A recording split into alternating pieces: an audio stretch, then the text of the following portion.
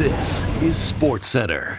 Hey, I'm Mr. Brittle, and even though this year's free agency class is a bit underwhelming, the same can't be said for 2026, as it's set to be headlined by possibly the biggest NHL free agent ever, Connor McDavid. But we first must address the elephant in the room. Connor McDavid has been eligible for an extension for 10 days now, and no extension has been signed. Yeah, there's still time, but considering Oilers GM Stan Bowman was clear that striking a deal with McDavid in the offseason was their number one priority, it's just a little concerning that there's still nothing. And according to our guy Ryan Rashog, there's been little progress on the deal since July 1st. So time to play the what-if game. What if he does hit the market? It's fair to question whether McDavid would be the NHL's best free agent ever. If you go back in history, players of his caliber just aren't available in their primes. Recent stars like Crosby and Ovechkin never hit free agency. And Wayne Gretzky, for example, only became a free agent after the 95-96 season, when he was already 35 years old. But if we go by the numbers, McDavid basically had the same stat line in fewer games, and in a lower scoring era than Gretzky did right before free agency. And of course, McDavid is still in the middle of his prime. We're gonna have to jump sports if we really want a fair comparison. But even then, McDavid still likely has the case of a best free agent ever. Remember LeBron's free agency in 2010? The decision had the entire sports world on notice. Well, if you look at where he was then and where McDavid is now, Connor pretty much has the edge in every accolade. And you can make a similar case for McDavid when comparing him to arguably baseball's greatest ever talent, Shohei Ohtani. And even though he plays both sides of the ball, Ohtani became a free agent with literally no postseason experience and had one less MVP than McDavid at the same stage of their careers. So what does it say for McDavid pending free agency? Well, if we go by what happened to Ohtani, he's due for a massive payday.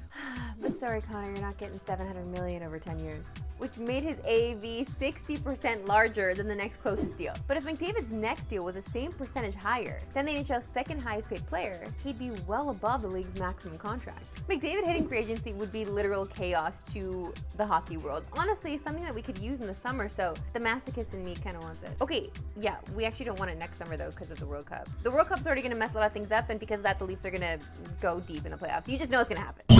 The Jays' longest win streak since 2015 is finally over. And if it was going to end, yesterday made sense given they were up against Adrian Hauser, who since May 20th has legitimately been one of the best pitchers in baseball. But did anybody expect him to just randomly be puking? It was definitely the funniest part of the game. And yes, this man's on a mission trying to get to the dugout to puke. And just look at the face of the umpire. You've seen it at every party. Just, yeah, get out of my way. And just like Willie Beeman in any given Sunday, he puked and rallied. But back to the Jays though, because even with a loss, their lead in the division is still 2.5 games above the Yankees, and 4 over Tampa. The Jays are off today, but then take on the Athletics for a 3-game set before the All-Star break. Now, I mentioned it earlier in the week. The Jays are currently at 54 wins on the year, which is the most they've ever had before the All-Star break. And with 3 more against the last place team, they have a real chance to keep adding to this already historic start to the season.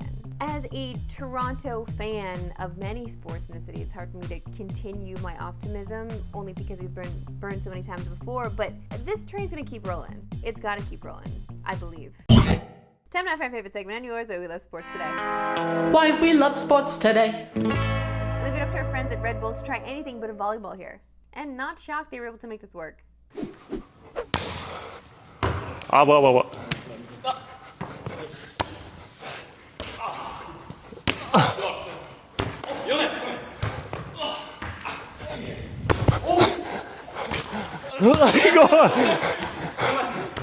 What?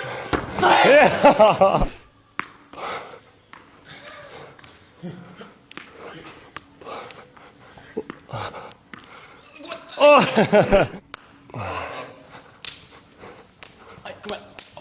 Kissan!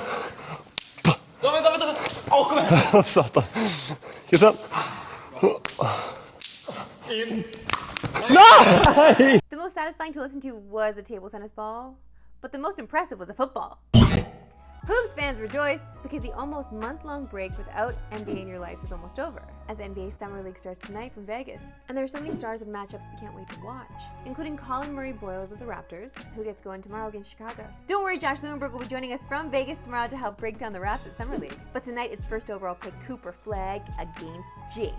And yeah, it's Bronny and not LeBron, but it's still a cool matchup. With tickets reportedly going for $2,500 tonight to sit courtside, which for Summer League is a big price, but it makes sense given Flagg will make his official debut in the association. I mean, just one look at the Rookie of the Year odds on FanDuel and you can see the hype is real. And you've got another fun matchup tonight featuring 2 guys on that board. A 2nd overall pick Dylan Harper takes on 3rd overall pick VJ Edgecombe as well. And good news, TSN has you covered for both games, as it's Mavs Lakers at 8 Eastern, 5 Pacific. Then after the Flagg debut, it's Harper versus Edgecombe at 10. Listen, I know you want us to go to Summer League. I don't know, call it in, send in some mail. We want to be there too. That's it for me today. We'll see you back tomorrow at 3 Eastern, New Pacific. Have a good one.